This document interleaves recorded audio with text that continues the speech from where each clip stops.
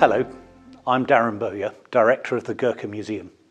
Welcome to this online lecture presented as part of our ongoing Gama Sunu Listen at Home series of online events. This lecture, The Art of War by Major Gordon Corrigan, MBE, was originally delivered and recorded in November 2022 here at the museum in Winchester. Gordon Corrigan served in 6 Queen Elizabeth's Own Gurkha Rifles and subsequently in the Royal Gurkha Rifles. He is an acclaimed military historian who has published several books and presented a number of TV series. He lectures widely and conducts battlefield tours worldwide. In this lecture, The Art of War, Gordon will take us on a historical journey through military art from the Bayeux Tapestry to the works of Terence Cuneo, looking at the significance behind it all. We're very grateful to Gordon for his continued support of the museum, giving generously of his time to present this lecture and others like it, and to you, our audience, for joining us. This online series is presented free of charge, but if you are able to do so, please consider making a donation to the museum. The Gurkha Museum is a charity, and every donation, large or small, enables us to continue celebrating, honouring and promoting the history and culture of the Gurkha soldier and his service to Britain. Thank you. Well, ladies and gentlemen, a very good evening to you, and thank you very much indeed for coming. Those of you who thought you were going to get a talk on tactics and strategy, being the art of war, well, I'm afraid be disappointed, because what I want to talk about this evening is the depiction of war or campaigns by artists across the ages, because next to religion and portraiture, probably more artistic effort has gone in to recording generals and battles and campaigns. And what I thought we would do this evening is have a look at some of these and say to ourselves, what was it for? Was it intended to record an actual historical happening? Or was it motivational? Was it inspirational? Was it propaganda? Or was it just something you'd quite like to have on your wall? And if we go back to one of the very early depictions of a military campaign, the Bayeux Tapestry. Of course, it isn't a tapestry, it's actually an embroidery, but it's always known as the Bayeux Tapestry. It was made or embroidered in England, almost certainly, we think, in about 1068. The reason we say we think it was made in England is because the lettering is peculiar to England of the period, and a lot of the tools used were peculiar to England. It's very accurate in many ways, in that the uniforms, the haircuts, the weapons, what people are doing is pretty accurate. It tells us quite a lot about the Norman conquest and about the sort of people who were involved in it.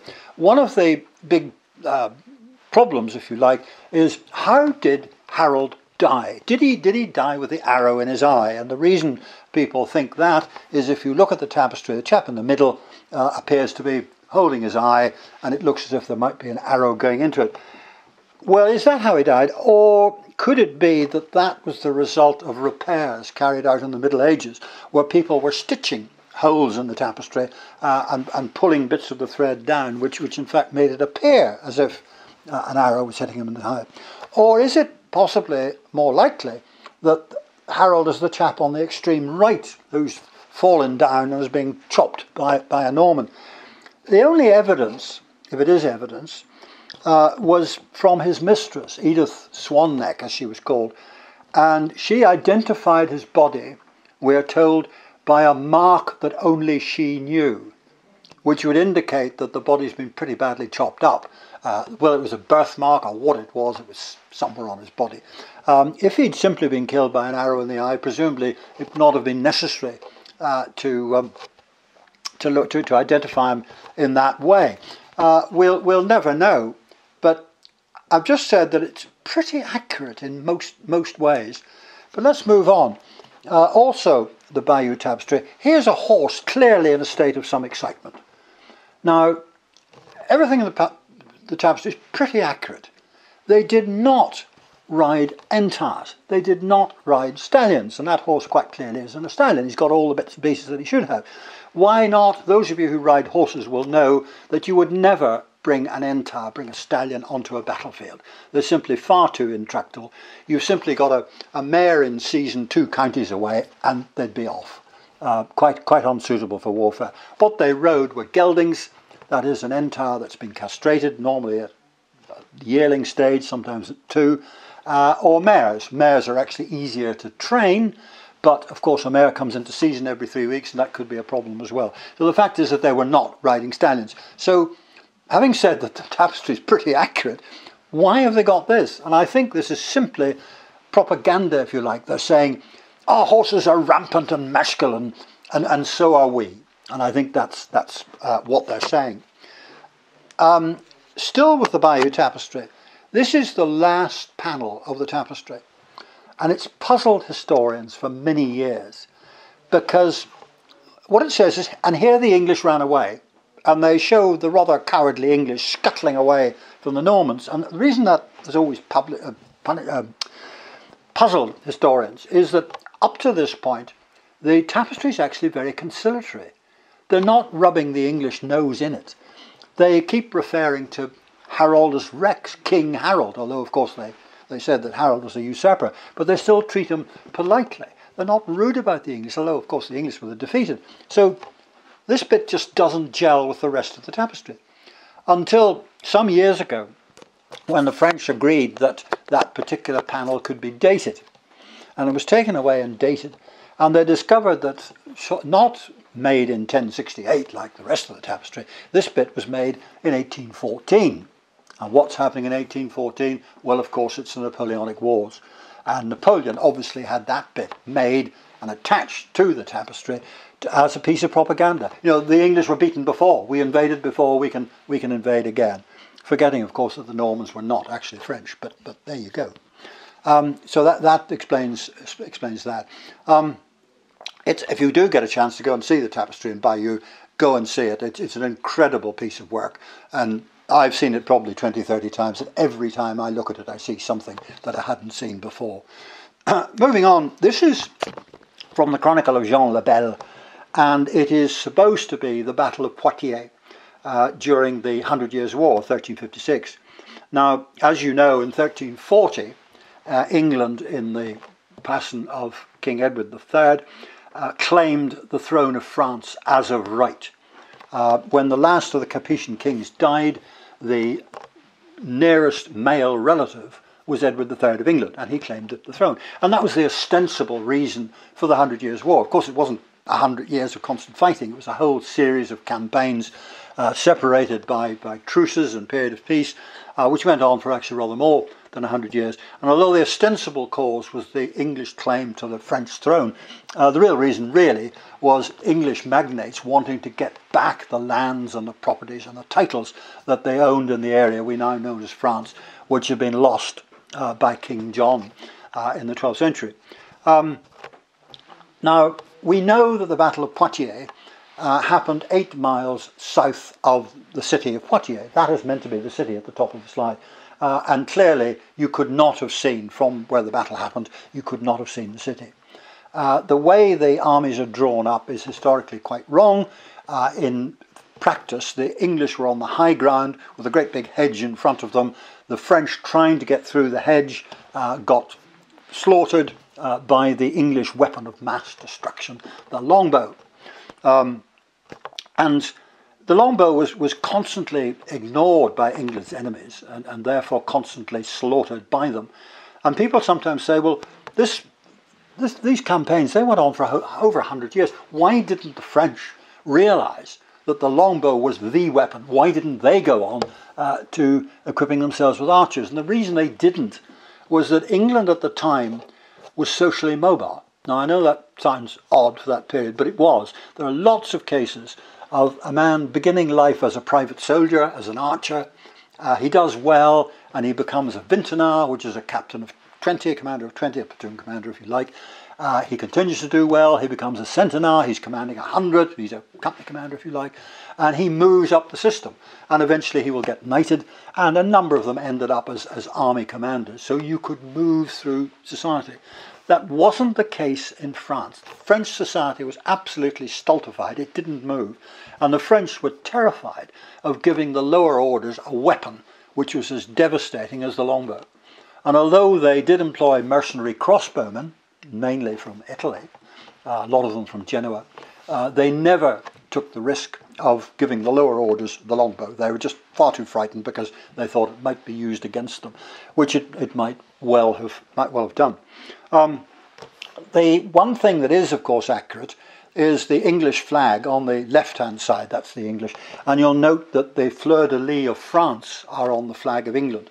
And once Edward claimed the throne of France, rather, in 1340, the fleur-de-lis, symbol of French royalty, went on to the royal coat of arms. And that stayed there on English and then British coats of arms, royal coats of arms, right up until 1802. And it wasn't removed until then.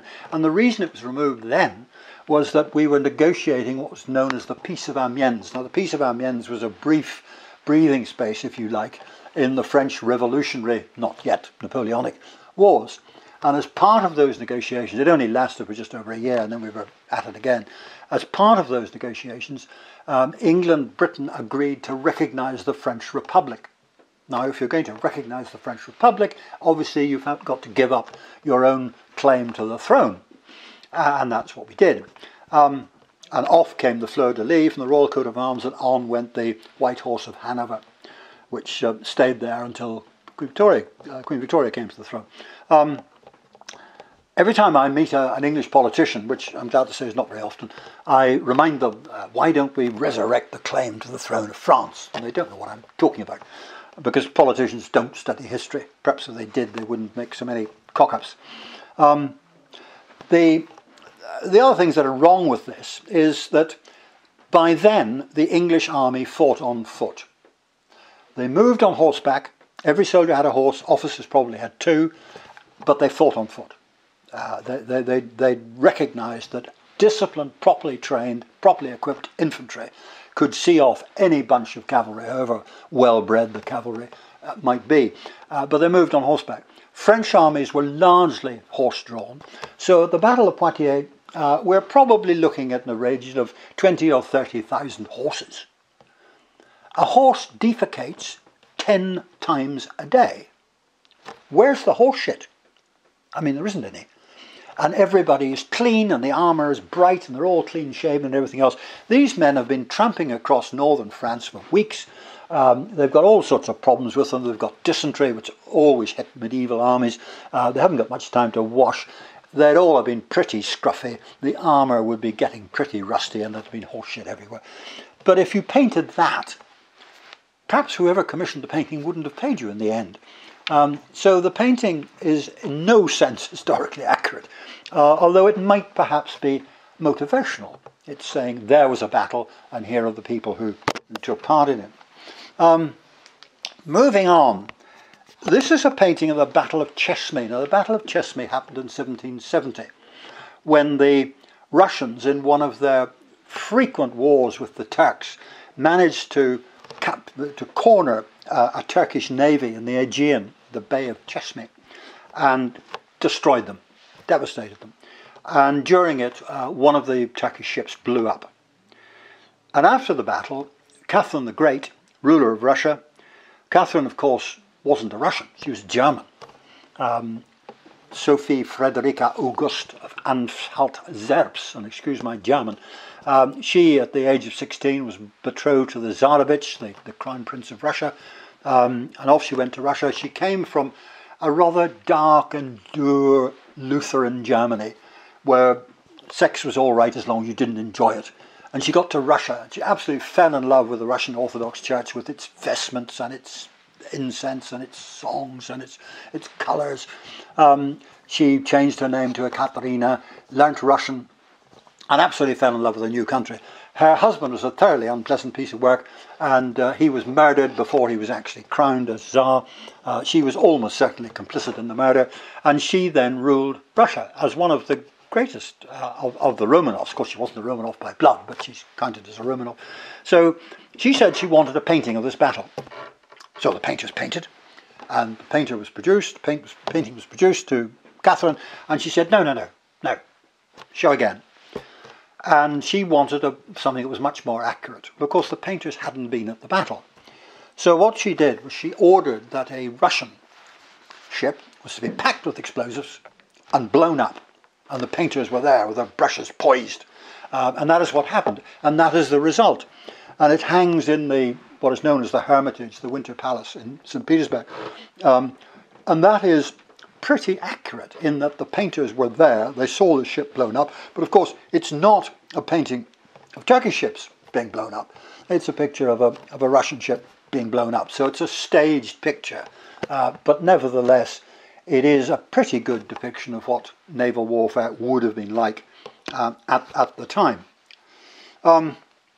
Moving on, this is one of Goya's The Disasters of War. He drew 83 prints, and they are all depicting the horrors of the Napoleonic Wars in the Iberian Peninsula. Goya himself was the court painter. He was born in 1746. He was the court painter to Charles IV, Carlos IV of Spain. He was suspected by most of the Spaniards of being pro-French. I don't think he was pro-French. I think he was pro-liberalisation. And a lot of the Spaniards who sided with the French during the Peninsular War didn't necessarily like the French particularly, but they did feel that the Spanish system was so stultified and so conservative and would never ever change. And they thought that perhaps the French would introduce a bit of liberalisation. But Goya, who never saw any of the things that he depicted, but he'd heard about them. And it is certainly true that during the Peninsular War in Spain from 1807 to 1814, the Spanish armies who were allied to the British were actually pretty useless. And Wellington, who was commanding the British armies in Spain, kept saying to them, don't take on the French in open field, you'll be beaten, don't do it. They still kept doing it, and they still kept getting their heads kicked in. But the people who were very effective were the French guerrillas, Spanish guerrillas. Now, of course, guerrilla is a Spanish term. And they were excellent because they would suddenly descend on a French encampment, kill everybody, and then disappear into the hills. They would snipe, they would ambush, they would raid. And, of course, they were not restrained by any form of conventional or decent behaviour. And any Frenchman who left the line of march got snaffled. And that's what happened to him. They would cut off various bits of his anatomy, hang him up on a tree, so that his chums, when they next marched past, could see it. And it got to the stage that after from about 1809, 1810 onwards, the French controlled the cities in Portugal and Spain, but they didn't control the countryside.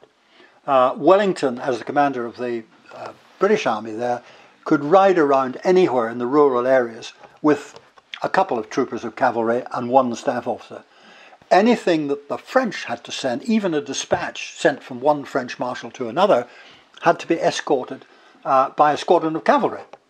Otherwise they got taken out by the guerrillas, and that's what happened to them. Now, Wellington wanted French prisoners because he wanted to get intelligence from them. But of course he wasn't getting any because the guerrillas were capturing lots of them but killing them. So he said that to the guerrillas, right from now on, there will be a reward, $5 Spanish for every prisoner you deliver to me, but he must be intact. And that meant that the odd chap didn't have his what's-it cut off and did get delivered. Now, when Goya drew these, and as I say, he didn't actually see what was happening, but he heard from people what was happening, and certainly they're pretty accurate, we know from other sources. And as I say, he did 83 of them. They weren't published at all. I mean, he did them privately. He died in 1828. These weren't published till way after his death because people were very nervous. They thought these were pretty disgusting. These are not the sort of things you'd show your maiden aunt. And even today, they've very rarely been exhibited altogether. There was an exhibition in New York some good few years ago now, but it must be a good 10 years ago. And there were a lot of complaints because they were so horrific.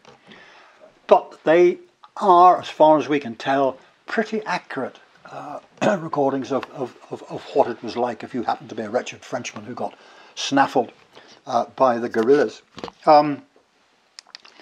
Coming a bit closer to home, this wonderful symbiosis between the British and the Gurkhas started, of course, in war, 1814 to 1816. And what had happened was that Nepal, as we know it now, was originally a whole lot of little chiefdoms, little statelets, little rajadams, tiny little states. The boys will talk about the Chobis Raja, 24 kingdoms. I think there were actually at least 47 of them, all separate, independent little statelets. And Prithvi Narayan Thai, who was the king of Gorkha, which was a principality in the west of Nepal, came to the throne in the 1740s, and he had a vision. And his vision was to unite all these disparate little states into one nation. Now, this had been tried before. One principality had moved into another, killed all the men, married off all the women, ate all the goats, and 10 years later there'd be an uprising and they'd be chucked out. But Prithvi Narayan said, this time nothing will change. Your laws will not change. We will not interfere with your laws. We will not interfere with your property. The only difference is that instead of paying tax to your chief, who is now a sub-chief of mine, you will pay it to me. And in some cases, the other principalities said, yep, fine, we'll go along with that.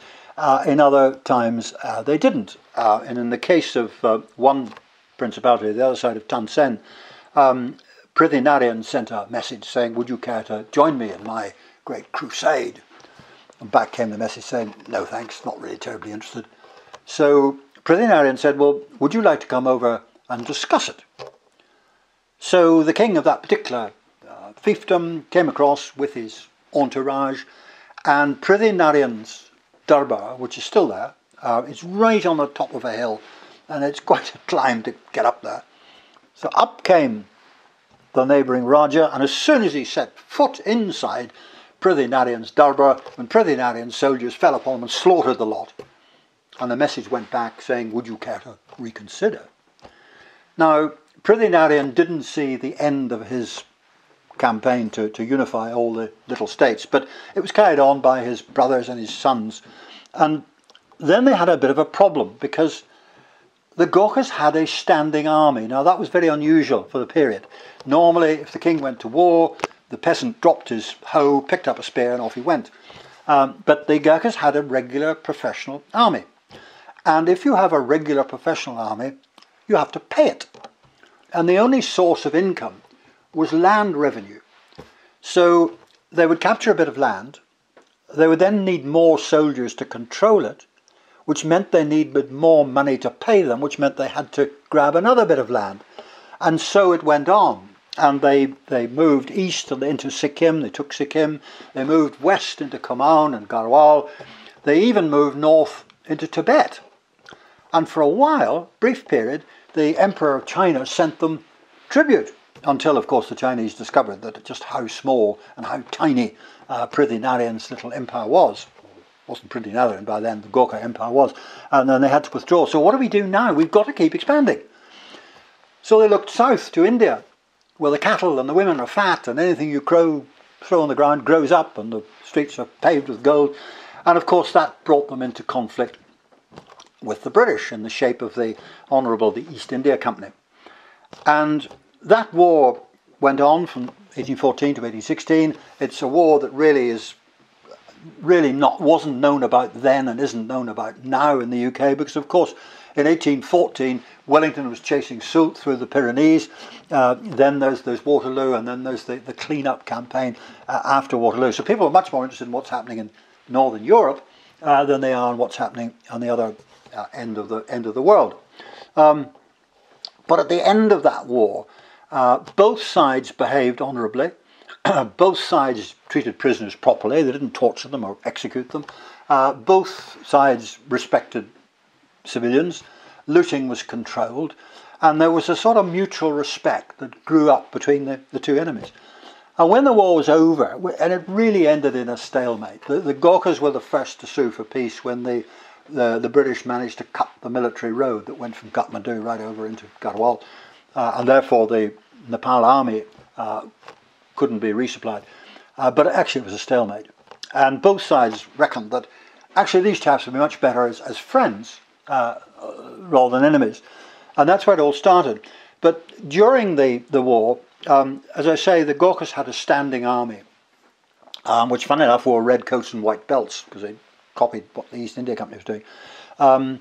but they were backed up by a militia, a civilian militia, who wore civilian clothes. And this is a painting of the militia.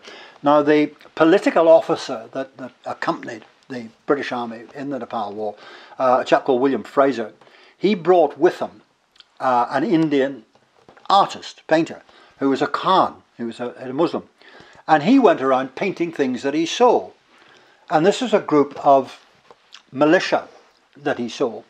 Now, I could almost tell you which village each of those came from. I can certainly tell you which particular Jat, which clan they come from, because it is one of the rare occasions where a non-Gurkha can actually paint Gurkhas who look like Gurkhas, because most artists can't. And that is absolutely accurate. That is what they looked like. And as I say, I could tell you what every caste, most of them actually are Chetris of one sort or another, Chetri bounds. So that's an example of a painting which actually that's really is what they looked like rather. Move on. Waterloo. This is Scotland Forever, painted by Elizabeth Thompson, Lady Butler. She was born in 1846. She exhibited this in 1881, and this was a period when pride in empire was at its height. Sadly, at the moment, empire and colonialism seem to be pejorative words, quite wrongly. British Empire didn't get everything right, but essentially it was a great force for good in the world. And this was a period when people felt that way. They felt very proud of empire. And of course, this happened at Waterloo, 1815, and it's the Scots Greys. Now, there are problems with this painting, because yes, in 1815, at the Battle of Waterloo, after Delon's infantry corps had been repulsed, Wellington ordered the heavy cavalry to chase them off, and the heavy cavalry was sent in. There were 7 regiments in the heavy cavalry, and the Scots Greys were in reserve. They were at the back, and they weren't actually supposed to take part in the charge at all. But the commanding officer thought if there was any glory to be had, I'm going as well. Now, it had been raining for 2 days. The horses would have been hock deep in mud. They would have been covered in mud. They certainly wouldn't have been in a gallop as they are here. They might have been in a hack canter, more likely a trot. The tarleton helmet that the men are wearing was quite unsuitable for warfare. In most cases it had fallen off. So they wouldn't be in the front. They'd be covered in mud. They wouldn't be galloping. How did she do this? Well, Elizabeth Thompson, Lady Butler's husband, commanded the cavalry brigade in Aldershot. And she had a trench built, dug. She sat in the trench. And her husband had a cavalry regiment gallop past her. She drew away, gallop past her again, so on, until she got it right. And then the cavalry regiment went home. She went back to her studio and she filled in the horses being grey and the tunics and all the rest of it. The original actually is now in Sydney, somewhere in Australia. So historically, load of old rubbish. But it's a wonderful painting, isn't it? I mean, it's inspirational. That's the heavy cavalry at Waterloo. Well, actually, not quite. A painting exhibited at the same time, called The Thin Red Streak, by a chap called Robert Gibb. And he exhibited this again in 1881, the same year as Scotland Forever. As I say, it was a time when this sort of painting was very fashionable. And it's an incident during the Battle of Balaclava. Now, the only thing people remember about the Battle of Balaclava is the charge of the Light Brigade, which was a cock-up. But that was right at the end of the battle. The battle had been won by then. Raglan had won the battle. The Russians were withdrawing. And earlier on in the battle, the Sutherland Highlanders, who were in the Crimea, the Battle of Balaclava, and they are lined up, they're in line, and they're attacked by Russian cavalry. And you can see here in the picture, there they are, and they've obviously given the cavalry a hell of a kicking, because there's the poor old Russian cavalry officer, a very gallant chap that he obviously is, dying just yards from the line. Now the problem about that painting is that, for a start, the Sutherland Highlanders had been issued with the Enfield rifle the year before. Now the Enfield rifle, it was a rifle, it wasn't a smoothbore musket, it was a rifle, and therefore it was accurate. And it had a much longer range, more accuracy than the musket. It had the Minier bullet. I won't go into technicalities, but just take it from me that it was pretty accurate and had a very good range. It was sighted, the rifle was sighted up to 1,250 yards. Now, nowadays, we would never teach a rifleman to fire at that range. That would be taken on by machine guns or mortars, but then there were no machine guns, there were no mortars. And the Sutherland Highlanders fired 2 volleys on this occasion when they were charged by the cavalry. They fired 1 volley when the Russians were 800 yards away, and they fired a second volley when what was left of the Russians were 500 yards away. And at that point, those that weren't dead turned away, and that was it. No Russian ever got nearer than 500 yards to the line. So the fact that this chap is sort of almost with them is a load of old nonsense, I'm afraid. Also, looking at them, most are clean shaven. Most of them are wearing their bonnets. In fact, soldiers that were wearing that sort of headgear tended to get rid of it, because it was a most impractical headgear for war. The Scots Guards crossing the Alma River, they got rid of their bearskins by chucking them in the river. And in the National Archives at Kew, there's a whole file full of correspondence about who's going to pay for the bearskins. Did the soldiers throw it away deliberately? Said, no, it was washed away, nothing to do with us. And eventually the state did pay rather than the soldiers. So I think that the dear old Sutherlands would not have had everybody wearing their bonnets, and quite a few of them would be without bonnets. And also, nearly all of them would be wearing beards. Now, this is a photograph taken at roughly the same period of 3 Scottish soldiers, and you'll note they're all wearing beards. This is one of the very few periods when the British Army was ordered, in the Crimea, was ordered to grow beards. And the reason for that was to keep them warm. It was a very cold, miserable winter, and a beard, I've never had a beard, but I'm told that if you have a beard, it'll keep you an awful lot warmer around your face than if you haven't got one. So that was actually what they looked at. Of course, they've got all their bits and pieces and their uniforms and everything else to pose for the photograph. Getting up a bit nearer to home, Gallipoli. Now, you'll recall that the problem was that Turkey, which had joined the war on the side of the Germans, and the reason really they'd sided with the Germans was that the Russians were on the other side, and Russia and Turkey were traditional enemies. Erdogan's trying to smooth it over at the moment, but historically they've always been enemies.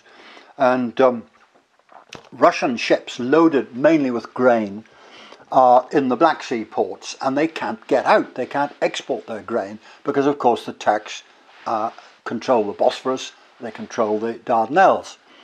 So Churchill, who is First Lord of the Admiralty, that's the politician in charge of the Navy, he comes up with an idea. He said, right, if we send the Royal Navy up through the Dardanelles, they can knock out the forts on either side, sail into the Sea of Marlborough, up to the Bosphorus, bombard Constantinople,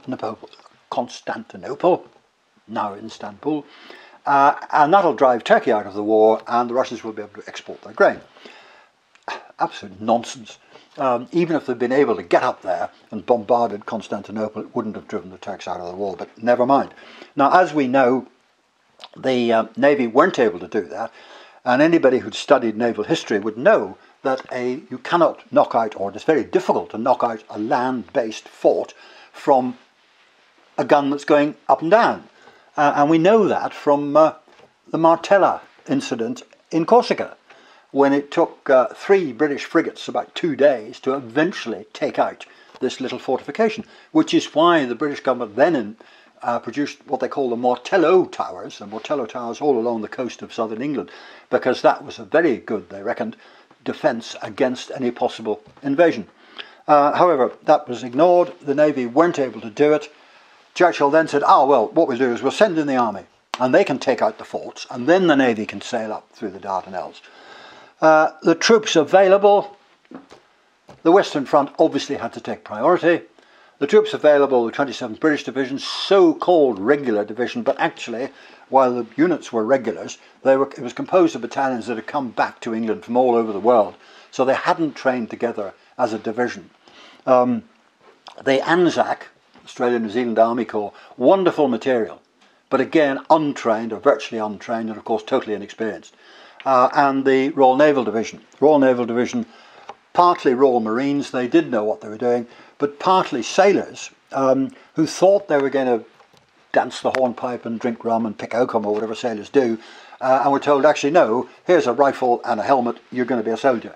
Because when the Royal Navy mobilised in 1914, it being the biggest navy in the world, bar none, they found they had far too many men, far more men than they had hammocks. So what are we going to do with all the men? And they were put into something called the Royal Naval Division. Again, it was one of Churchill's ideas. Initially, they were sent to Antwerp to try and prevent the Germans from getting to Antwerp. They were too late, and on the withdrawal, some of them turned the wrong way and ended up in Holland. Holland being neutral, and of course, quite correctly, according to the laws of war, they were interned. And they spent the war in an internment camp in Holland. They were allowed to go to England on leave, provided they came back. And if they didn't come back, the British actually arrested them and sent them back. An Englishman, where does his bond? If you've promised to come back, you jolly well do. Hamilton, who is the commander overall of the Gallipoli campaign, keeps asking for Gurkhas. Now, his reason for wanting Gurkhas is they're mountain men, they can deal with the hills. And initially, he was sent 29 Indian Infantry Brigade, which had 1 Gurkha battalion, 1 Sikh battalion, 2 Punjabi battalions. Now, of course, these were regular soldiers, regular trained soldiers, so far more experienced, really, than anybody else. Eventually, the 2 Punjabi battalions are exchanged for 2 more Gurkha battalions, which come available. So we've got 3 Gurkha battalions and a Sikh battalion. And the plan is for them to attack Sari-Bair. Now, Sari-Bair, Chunuk-Bair is the ridge, big hill in the middle of the Gallipoli Peninsula. If you can take that, you've cracked it. You've won the battle. You've won the campaign, because it dominates both sides. You can see the Aegean and the Mediterranean, and the Turks would have no option. If you could take that and hold it, then the Turks would have had to withdraw. And eventually, after great difficulty, they did get up, and they stayed. They were shelled repeatedly. They were supposed to be reinforced by a brigade of new army troops who got lost.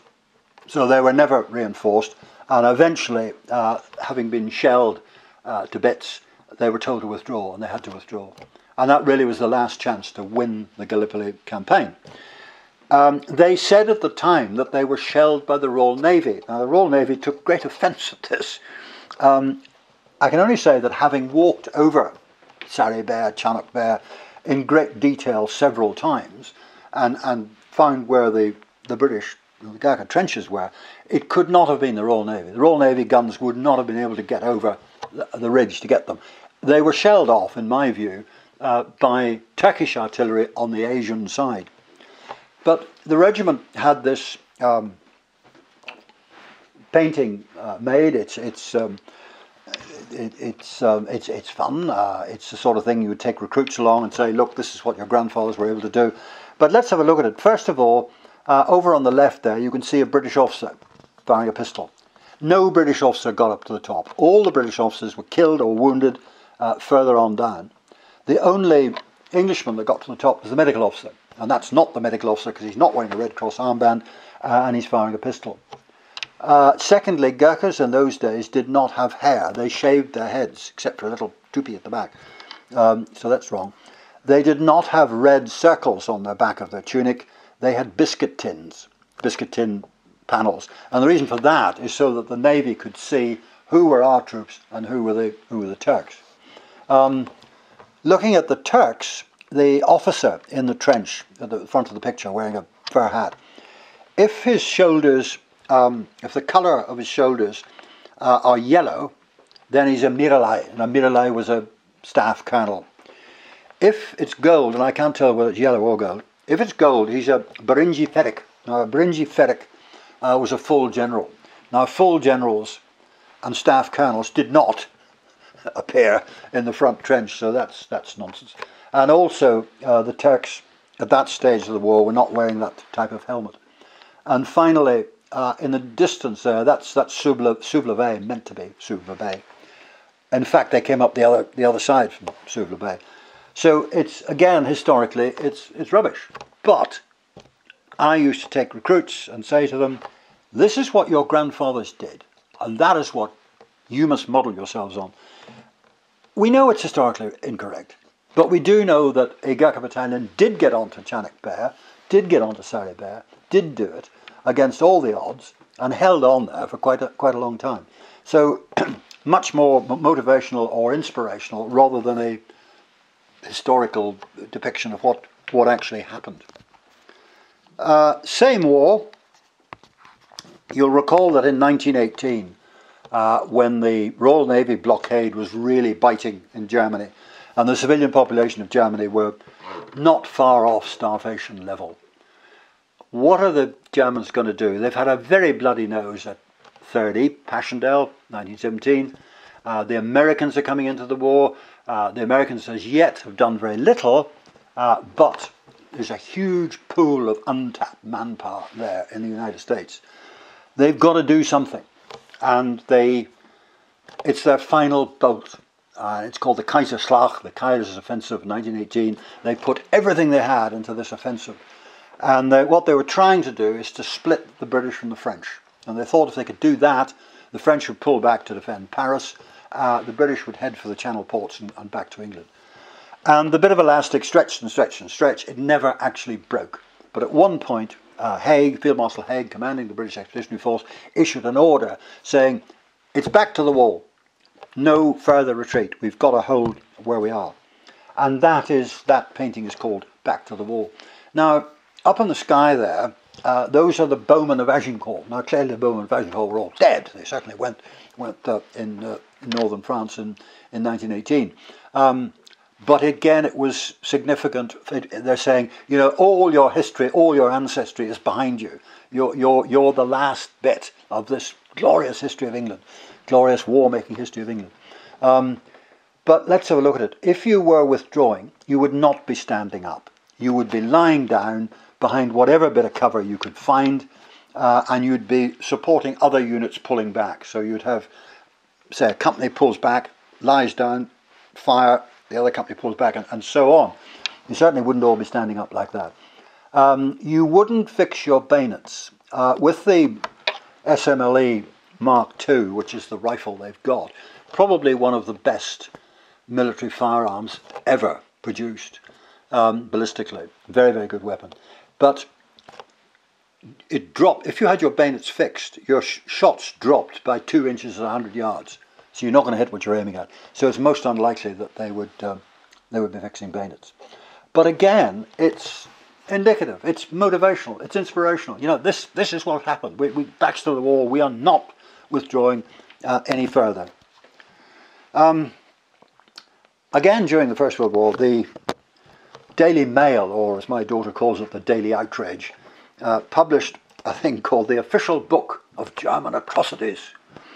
And it included, this is one of the milder ones, which is a French postcard. And it shows a beastly Prussian bayoneting a baby. And this book, it's quite extraordinary. It claims that German troops were cutting the breasts off nuns, bayoneting pregnant women, roasting Belgian babies on the end of bayonets.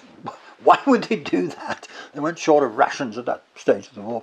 And most of it is absolute nonsense. The German army was disciplined. German officers were gentlemen. They didn't behave like that.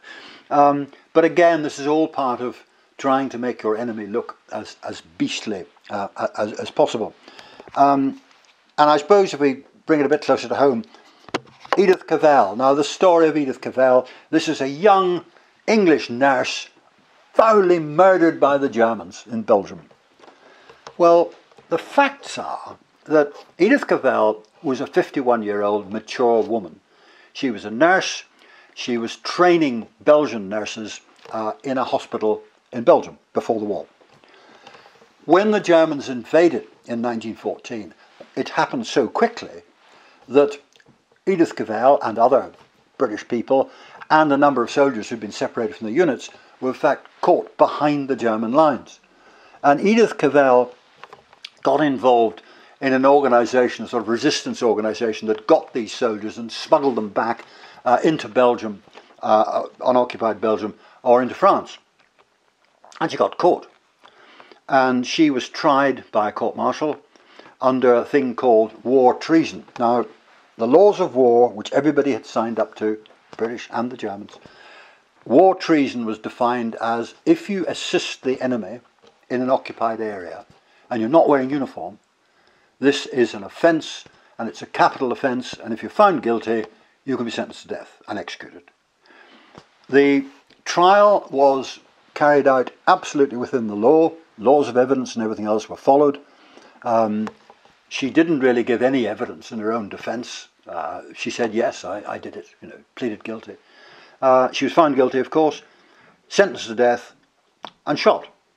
So she wasn't murdered. She was perfectly legally tried under a perfectly legal court procedure, perfectly legally sentenced and perfectly legally executed. But if von Saatchi and von Saatchi had been around in 1915, they'd have said, okay, don't shoot her, don't execute her, just put her in jail. Because by executing her, this went something that went round the world. Remember Edith Cavell? Did wonders for the postcard industry.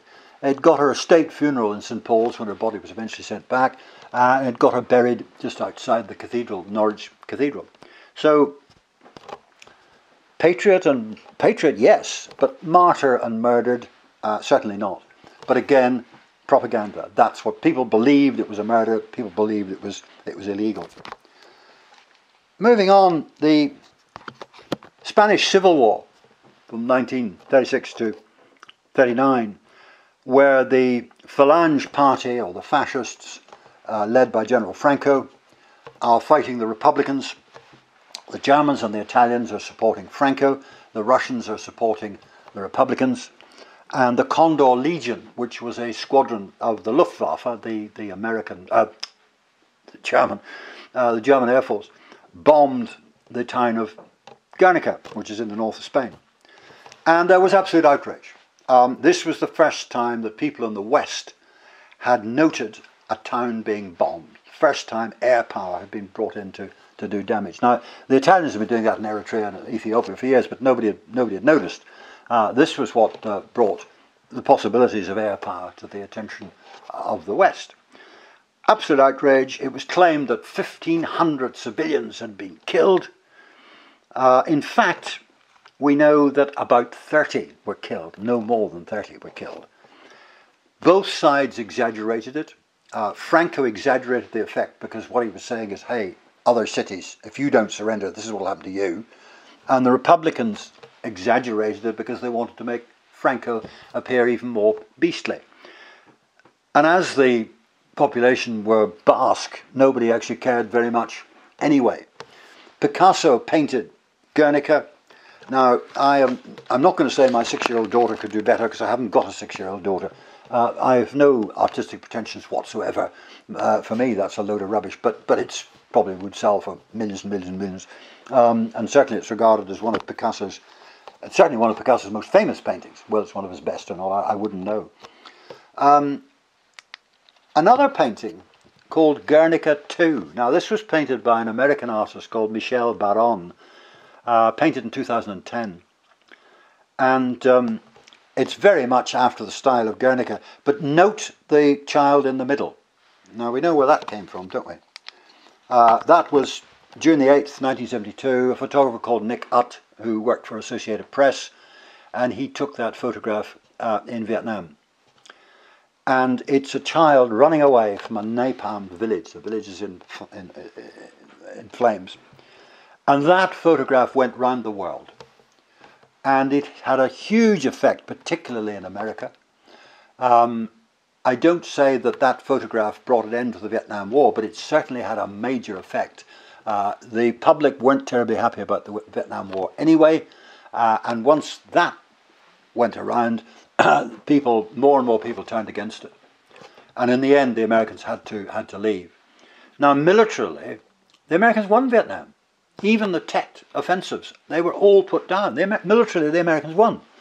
But the fact that what was happening in Vietnam was appearing nightly on people's television screens, the body bags were coming in, and that sort of photograph flying around the world didn't help. The big lesson that came out of Vietnam for the Americans is that you cannot fight an unpopular war with a conscript army. with a regular army, a professional army, yeah, you can fight any war. It doesn't matter what the public think, you can still do it, because professional soldiers do what they're told. They go and fight wherever they're told to fight. But of course, if it's a conscript army, as the American army was, then that's not the case. And it's that really pushed the Americans into deciding to go for an all-regular army. And of course, our army now is all-regular. It took them some years to phase out the draft. Back to the Second World War. I got this from a child's comic and called Blitzkrieg. Now, even today, little boys in England play Germans and Englishmen. Much rather they played Englishmen and Frenchmen, but you can't have everything, I suppose. And this is one of these comics that's all about Blitzkrieg. Now, what is Blitzkrieg? It's not, the Germans did not coin the phrase. They didn't call it Blitzkrieg. The French press coined the phrase, and it was then picked up by the British press. There's nothing magic about Blitzkrieg, nothing new about it. All Blitzkrieg was all arms cooperation. It was the infantry and the armour and the artillery and the engineers and increasingly the air all operating together to get inside the enemy's decision-making process, get the enemy on the back foot and keep them on the back foot. And it wasn't that the British and the French didn't understand that. They did. I mean, you could argue that Blitzkrieg was invented by the British at the Battle of Amiens in August 1918. And the British and French certainly understood the principles, but the difference was that the Germans were better at it. And as is so often the case, when a country loses the war, they say, right, why did we lose? What have we got to put right? And of course, that's what the Germans had done after the First World War. Countries that win tend to sit on their laurels and think, well, whatever we did, that was right. We don't need to change anything. But let's have a look at this wonderful picture. If you look at the German soldier in the foreground, he's a sergeant on his shoulder and he's a corporal on his sleeve. So what is he? You would not fire an MG-42 machine gun left-handed, and you certainly wouldn't fire it from the hip. You would have it on the ground, resting on its bipod, and you certainly wouldn't clutch it with your hand, because you'd burn your fingers off. Looking at the tank, that's meant to be a Tiger tank. The muzzle brake is wrong, but that's a technicality. But where is the driver? Now, if you look at the machine gun on the left, the driver's hatch is next to that. There's clearly no driver's hatch. There's nobody driving a bloody thing. So is this the first example of a remote-controlled tank? Who knows? Top left, that's a Stuka dive bomber. Now, a Stuka and a Tiger could not have been there at the same time. Stuka was obsolete, withdrawn from service before the Tiger came into service, so that's not possible.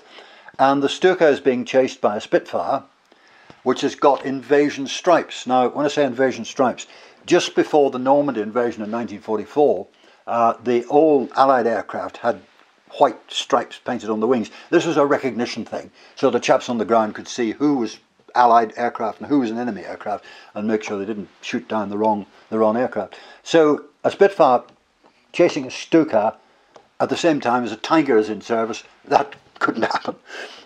Again, without being too technical, the German paratrooper, top right, the German lift webs, they've all joined together at the man's shoulders. That is not the way it was. Lift webs came together into one web, which then went down onto the man's shoulder. And if that doesn't make sense, don't worry about it. Just take my word for it, it's technically incorrect.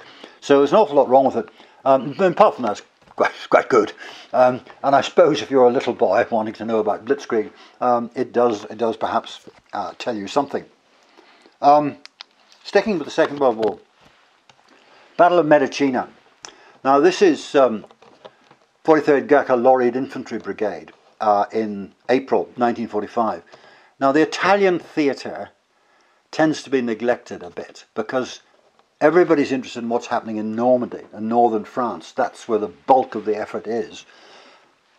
And a lot of people referred to people serving in Italy as the D-Day Dodgers, you know. But actually, the fighting in Italy was far worse, if you were a soldier, far worse than the fighting in Normandy. The terrain was against you. The weather in winter, people think of Italy as being sunny and, you know, drink Chianti all the time, but actually the winters can be, particularly in northern Italy, can be very, very cold and very miserable. the terrain's against you. The fact that the Allies had air superiority, they weren't really able to use it properly because of the terrain. And a lot of these little one-day battles, and Medicina was a one-day battle, they were vicious battles. In terms of casualties, they were almost sort of First World War type. So this is fighting through the village of Medicina in April 45. There's the Gurkhas at the front, fighting the Germans. And right in the background, there's a tank of the 14th, 20th Hussars, because this was a joint operation, 14th, 20th, and a Gurkha battalion. And again, it's a Terence Cuneo. I can't remember where the mouse is. And they seem to be chopping Germans in black uniforms. I'm not quite sure what that is. Are they meant to be SS? Well, there weren't any SS in Medicina. And anyway, the SS only wore black uniforms for parades. For the rest of the time, they wore army uniforms. Panzer troops, German armoured troops, did wear black overalls, but they're not Panzer troops, so I'm not quite sure what that's about to be. But it's Gurkhas in the front, 14th, 20th tank at the back. That painting was commissioned by the Gurkhas. There's another painting which was commissioned by the 14th, 20th. And you'll note that while the Gurkha painting, Gurkhas at the front, tanks at the back, on this one, there's the tanks at the front, and although you can't see it from here, if you look very carefully, there is a Gurkha right at the back. So which is more accurate? Well, they're both telling the truth, but it really just depends from what perception you're trying to look at it. So, what is it? I said right at the beginning, is it history? Is it inspiration? Is it motivational? Is it propaganda? Is it something you want to hang on your wall? Well, I would say it's all of the above. And part of it, of course, is trying to capture the atmosphere. You may not be factually correct, but have you got the atmosphere? If you happen to come to the Gurkha Museum and you look in the MacDonald Gallery, one of the paintings you will see is a painting commissioned by the 7th Gurkhas in the Falklands. Now, I wasn't in the Falklands. We all kept asking if they wanted extra company commanders, and they didn't. But a lot of my friends were, and they say this absolutely captures the atmosphere. So if you're here, have a look at it, and you'll see what I mean. So really, it covers everything. Yes, it's inspirational. Yes, it's motivational. Some of it is historically accurate. Much of it isn't. And the only moral that comes out of it is when you're looking at paintings, always have a healthy helping of scepticism, because it isn't always completely accurate. And thank you very much indeed for listening.